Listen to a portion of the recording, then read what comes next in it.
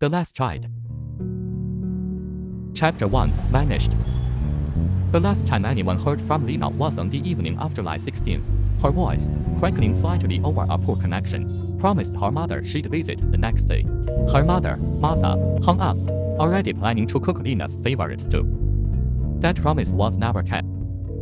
The next day, Lena didn't arrive. Her phone went straight to voicemail.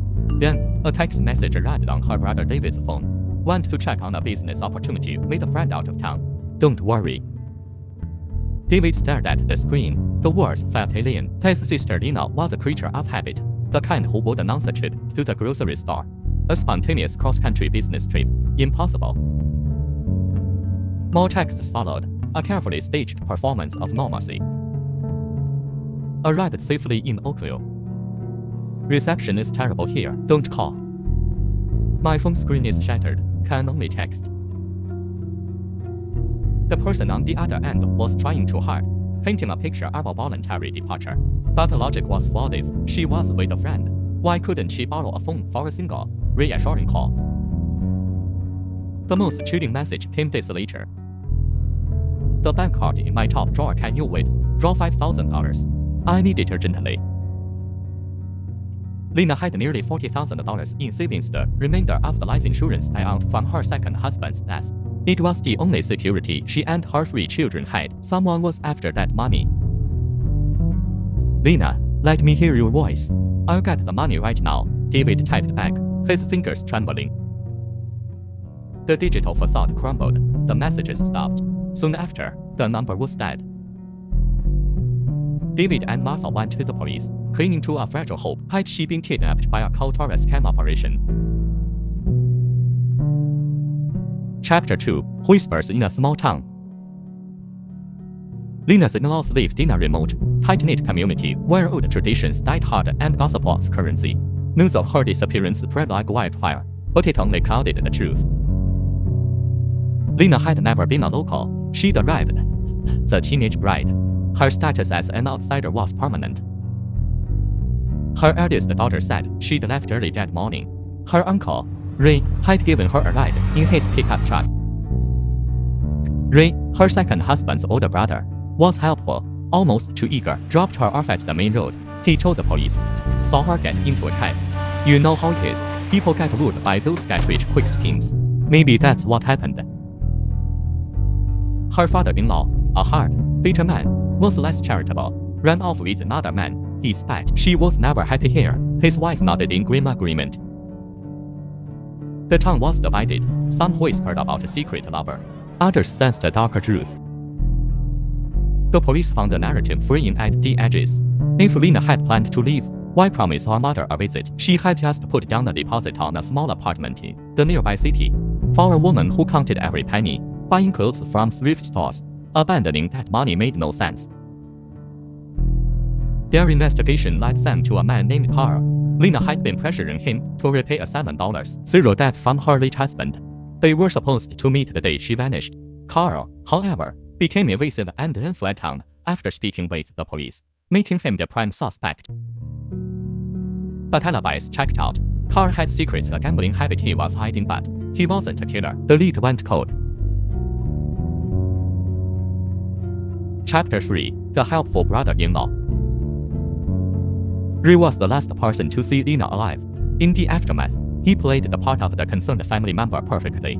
He organized search parties, comforted the children, and expressed his frustration to Lena's family. He had always been the good one, unmarried. He had helped Lena and her children after her second husband's death. It was this history that made David and Martha initially dismiss any suspicion.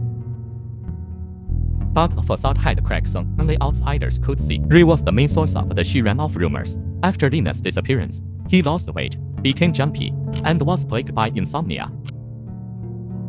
The clincher was Lena's phone. It was traced to a local woman who confessed Ray had sold it to her for $50. Said it was an old one he didn't need anymore, she explained.